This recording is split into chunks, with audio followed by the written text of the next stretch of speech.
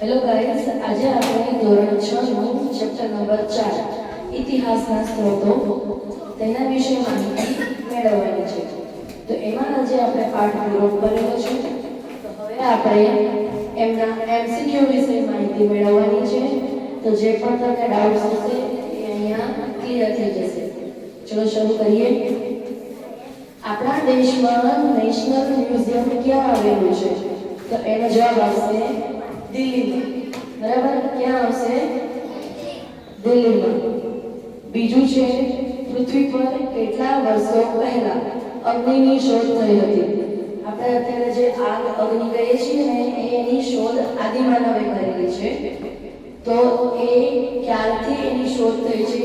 તો એનો જવાબ આવશે 10 લાખ, 1 લાખ, 10,000 કે 1,000. તો જવાબ શું આવશે? 10 લાખ.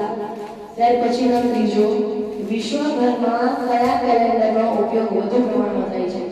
તમે અત્યારે વિક્રમ સંવત, ત્યાર પછી શક સંવત, ગ્રેગોરિયન, બરાબર, એવા ઘણા બધા કેલેન્ડર, અહીંયા હિજરી સંવત, એવા ઘણા બધા કેલેન્ડર છે. તો આપણે હાલમાં શેનો ઉપયોગ કરીએ છીએ? ગ્રેગોરિયન નામના કેલેન્ડરનો ઉપયોગ કરીએ છીએ.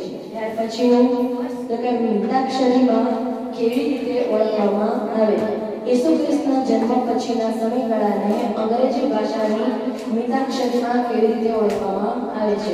તો કે એડી, ત્યાર પછી સીઈ, એ અને બી બંને, અને આપેલ પૈકી એક પણ નહીં. એડી એટલે એનો ડોમિની, ત્યાર પછી સીઈ એટલે કોમન એરા, એ અને બી એટલે કે એ વિકલ્પ અને બી બંને અથવા તો એક પણ નહીં. તેનો જવાબ આવશે એ અને બી બંને. ત્યાર પછીનું, ઈસુ ખ્રિસ્તના જન્મ પછીના વર્ષોને લેટિન ભાષામાં સંક્ષિપ્ત સ્વરૂપમાં કઈ રીતે ઓળખવામાં આવે છે? તો આપણે ઈસુ ખ્રિસ્તનો જન્મ પહેલા આપણે એને BCE કહીએ છીએ, અને ઈસુ ખ્રિસ્તના જન્મ પછીના CE એટલે કે કોમન એરા એના તરીકે આપણે ઓળખીએ છીએ. તો એને લેટિન ભાષામાં શું કહેવાશે? AD એટલે કે એનો ડોમિની. એ પહેલાના સમયમાં ઉપયોગમાં આવતું હતું, પરંતુ હાલ અત્યારે આપણે એને શું કહીએ છીએ? BCE. બરાબર, ઈસુ ખ્રિસ્તના જન્મ પહેલાને BCE અને ઈસુ ખ્રિસ્તના જન્મ પછીને આપણે CE તરીકે ઓળખીએ છીએ. ત્યાર પછીનું જોઈએ, ઈસુ ખ્રિસ્તના જન્મ પહેલાના સમયગાળાને અંગ્રેજીમાં હવે કેવી રીતે ઓળખવામાં આવે છે? તો હમણાં જ મેં તમને કીધું, બિફોર કોમન એરા એટલે કે BCE.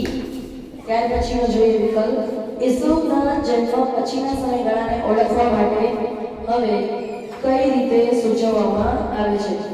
તો એમાં વિકલ્પ છે સામાન્ય સંવત પૂર્વ BCE, સામાન્ય સંવત CE, ઈસવીસન એટલે કે AD, અને બિફોર ક્રાઇસ્ટ એટલે કે BC. તો એનો જવાબ આવશે સામાન્ય સંવત. બરાબર, એટલે કે CE કોમન એરા. ત્યાર પછી ગ્રેગોરિયન કેલેન્ડરમાં કયું વર્ષ ચિહ્નિત થયેલ નથી? તો એમાં BCE, CE, એક BCE, એક CE, પછી 0 એટલે 0, અને આપેલ પૈકી એક પણ નહીં. તો એમાં આવશે 0. બરાબર, તમે -2 વર્ષ હોય અને +2, તો એમાં 3 વર્ષનો જ વચ્ચે ડિફરન્સ છે, અને 4 વર્ષનો ડિફરન્સ ગણતા નથી. આ બાબત તમારી ટેક્સ્ટબુકમાં પણ આપેલી છે. તો આનો જવાબ આવશે 0. ત્યાર પછી તો કે આદિ માનવ જીવનના વિવિધ પાસાઓને ગુફાઓમાં કઈ રીતે દર્શાવવામાં આવેલા હતા? તો પ્રાચીન પુસ્તકોમાં, હસ્તપ્રતોમાં એટલે કે પાંડુલિપિમાં, ત્યાર પછી શિલાલેખોમાં અને શૈલ ચિત્રો એટલે કે રોક પેઇન્ટિંગ. તમે જે પથ્થર પર પેઇન્ટિંગ કરો છો ને રોક પેઇન્ટિંગ, અથવા તો તમે એને શૈલ ચિત્ર પણ કહી શકો છો. અહીંયા જવાબ આવશે ગુફાઓમાં કઈ ચિત્ર? તો કે શૈલ ચિત્ર દોરવામાં આવતા. આદિમાનવે અનાજ ઉગાડવાની શરૂઆત ક્યાંથી કરી હતી? તો કે ભટકતું જીવન જીવતો હતો ત્યારે સ્થાયી જીવન શરૂ કર્યું, ત્યારબાદ લોખંડની શોધ થયા બાદ કે હળની શોધ થયા બાદ? તો એમાં જવાબ આવશે અહીંયા આપણે આદિમાનવે અનાજ ઉગાડવાની શરૂઆત પોતે જ્યારથી સ્થિર જીવન જીવતા થયા ત્યારથી આદિમાનવે અનાજ ઉગાડવાની શરૂઆત કરી. ત્યાર પછી આગળ કરો, સ્થાયી જીવન બાદ આદિમાનવ સમૂહમાં કઈ જગ્યાએ રહેવા લાગ્યો? હવે જ્યારથી આદિમાનવ પહેલા તો જંગલમાં ભટકતું જીવન જીવતો, ત્યાર પછી એણે પોતાનું જીવન સ્થિર કર્યું, એટલે કે સ્થાયી થયા. તો ત્યારથી એ નદી કિનારે રહેતા, પહાડી વિસ્તારમાં, મેદાની પ્રદેશમાં કે શહેરી વિસ્તારમાં? તો એ કઈ જગ્યાએ રહેતા? નદી કિનારે રહેતા. શા માટે નદી કિનારે? તો કે એ જગ્યાએ એને પોતાનો ખોરાક માટે, પોતાના કપડાં ધોવા માટે અથવા તો કોઈ પણ એની જૈવિક ક્રિયાઓ માટે પાણીની જરૂર પડે તો એ નદી કિનારે રહે તો એને સરળતાથી પાણી મળી રહે. એના માટે આદિમાનવ જ્યારથી સ્થાયી થયા ત્યારથી એ નદી કિનારે રહેતા.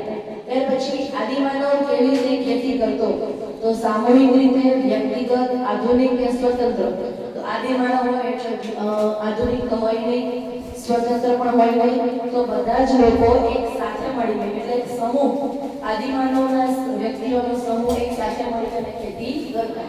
ત્યારે સ્થાયી અને સમૂહમાં જીવન શરૂ થયા બાદ આદિમાનવના રહેઠાણ થતો વસાહતો શેમાં ફેરવાઈ ગયા? મહાજનપદમાં, જનપદમાં, મોટા નગરમાં કે પલ્લી એટલે કે ઉપગામમાં? બરાબર, તો એનો જવાબ આવશે પલ્લીમાં. ત્યાર પછી જુઓ, ધાતુઓના ઉપયોગની તકનીકની શરૂઆત કઈ ધાતુથી થઈ હતી? તો આપણે અત્યારે ઘણા બધા ધાતુઓનો ઉપયોગ કરીએ છીએ, તાંબુ, ચાંદી, સોનું, એલ્યુમિનિયમ, લોખંડ. બરાબર, તો એ ધાતુની શરૂઆત ક્યાંથી થઈ? તો પથ્થરમાંથી, લોહમાંથી, તાંબુ, મેંગનીઝ કે સોનું? તો સૌપ્રથમ આપણે ધાતુ ઉપયોગની તકનીક તાંબાથી શરૂઆત કરી. અત્યારે તમે ઇલેક્ટ્રિક જે પણ વાયર આવે છે એ પણ તાંબાના તાર હોય છે. બરાબર, તો એ બધા તાંબાના તારનો ઉપયોગ સૌપ્રથમ થયેલો. શરૂઆતમાં આદિમાનવ કયા પદાર્થમાંથી આભૂષણો બનાવતો હતો?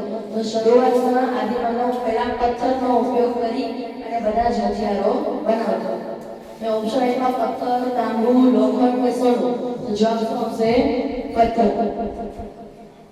ત્યાર પછી પ્રથમ વસાહતો અને ખેતીની શરૂઆત કેટલા વર્ષો પૂર્વે થઈ હશે? તો પ્રથમ વસાહત એટલે કે આદિમાનવો સૌપ્રથમ કઈ સાલમાં સ્થાયી થયા? તો એનો જવાબ છે 600, 400 ઈસવીસન પૂર્વે, 8000 ઈસવીસન પૂર્વે કે 10000 ઈસવીસન પૂર્વે? એનો જવાબ આવશે 8000 ઈસવીસન પૂર્વે, એટલે કે BCE, બિફોર કોમન એરા. ત્યાર પછી આનુષંગિકતા એટલે કે જીનેટિક એ કયા વિજ્ઞાનની શાખા છે? જીનેટિક, તમે કોઈ પણ વારસાગત જે પણ તમારામાં લક્ષણો હોય છે એને આનુષંગિકતા કહેવામાં આવે. એમાં ઓપ્શન છે ભૌતિક વિજ્ઞાન, રસાયણ વિજ્ઞાન, જીવ વિજ્ઞાન કે સામાજિક વિજ્ઞાન? તો આનુષંગિકતા વિશે તમે માહિતી કોઈ પણ પુષ્પ હોય, પ્રાણી હોય, પક્ષી હોય, બધાની આનુષંગિકતા તમે જીવ વિજ્ઞાન દ્વારા જાણી શકો છો. ત્યાર પછી છે શરૂઆતમાં આદિમાનવને કોના તરફથી અનેક પડકારોનો સામનો કરવો પડ્યો? તો એમાં છે શાસકો તરફથી, પાડોશી તરફથી, સમુદાય તરફથી કે કુદરત તરફથી? તો આદિમાનવોને સૌ પ્રથમ અથવા તો સૌથી વધુ તો કે કુદરતનો સામનો કરવો પડે. શા માટે? કેવી રીતે?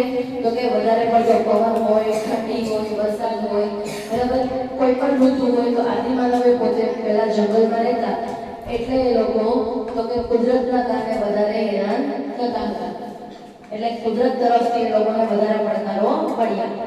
શરૂઆતમાં આદિમાનવની પ્રથમ અવસ્થા કઈ હતી? આદિમાનવ સૌપ્રથમ હતા તો પહેલાની અવસ્થા શું હતી? તો ઓપ્શન છે શિકાર અને ખાદ્ય સંસાધનો, આયોજનકારની, વિકાસકારની કે આપેલ પૈકી એક પણ નહીં? તો કોઈ પણ વ્યક્તિ સામાન્ય તરીકે કોઈ પણ જીવ હોય, પ્રાણી હોય કે આદિમાનવ હોય, ગમે વ્યક્તિને પહેલા શેની જરૂર હોય? ખોરાકની. અને ખોરાક માટે શું કરે? તો કે કોઈ પણનો શિકાર કરે છે. બરાબર, જવાબ આવશે શિકાર અને ખાદ્ય સંગ્રાહકોની. બરાબર, અમુક એવો શિકાર કર્યો હોય કે પોતે સ્ટોર પણ કરી શકે, એનો સંગ્રહ કરી શકે. તો પહેલા એ શિકાર કરતો હોય, બાકીની જે વસ્તુ બચેલી હોય એનો એ સ્ટોર અથવા તો આપણે કહીએ સંગ્રહ કરતો. બરાબર, ત્યાર પછી છે કોઈ પણ 100 વર્ષના સમયગાળાને શું કહેવામાં આવે છે? તો અહીંયા સહસ્ત્રાબ્દી છે, યુગ, દાયકો અને સદી. તો મેં તમને સમજાવેલું હતું સહસ્ત્રાબ્દી એટલે કેટલા વર્ષ થશે? 1000 વર્ષ. યુગ એટલે એક આખો યુગ થયો, આધુનિક યુગ થયો, મધ્ય યુગ થયો, પછી અર્વાચીન યુગ થયો. બરાબર, એ વખતે યુગ થયા. ત્યાર પછી દાયકો. એક દાયકો એટલે એમાં કેટલા વર્ષ હશે? 10 વર્ષ. બરાબર? અને સદી. તમે વિરાટ કોહલી અને સચિન તેંડુલકરને જાણેલું હશે કે એણે એક સદી ફટકારી. તો સદી એટલે કેટલું? તો કે 100 વર્ષનો સમયગાળાને આપણે શું કહીશું? સદી. એટલે 100 વર્ષના સમયગાળાને અહીંયા સદી કહેવામાં આવે છે. ત્યાર પછી 21મી સદી એટલે કે સેન્ચુરીનો સમયગાળો કેટલો ગણાય? 1900 થી 2021મી સદી મેં તમને સમજાવેલું હતું. જ્યારથી કોઈ સદીની શરૂઆત થાય ત્યાર પછીના સમયગાળાને આપણે કહીએ છીએ સદી. બરાબર? ધારો કે 1900 થી 2000 હોય તો આને તમે કઈ સદી કહીશો? તો કે 20મી સદી. ત્યાર પછી 2100 થી 2200 તો આને આપણે 22મી સદી કહીશું. 2001 થી 2100 તો એને આપણે કઈ સદી કહીશું? 21મી. છેલ્લે જે સંખ્યા હોય સદી આવે 1950 થી 2050 તો એમાં આપણે કોઈ સદી નિશ્ચિત કરી શકતા નથી. એમાં 20મી અને 21મી બંનેનો સમાવેશ થાય છે. એટલા માટે તો અહીંયા આપણે 21મી સદી પૂછી છે તેનો જવાબ આવશે 2001 થી 2100. બરાબર? એ સદીનો સમાવેશ થશે.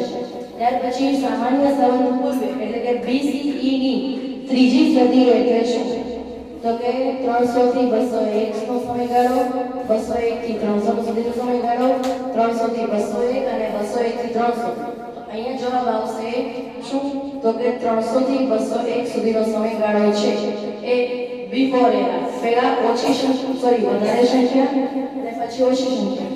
આમાં કેવું છે તો કે 201 થી 300 તો એ આગળ જાય છે.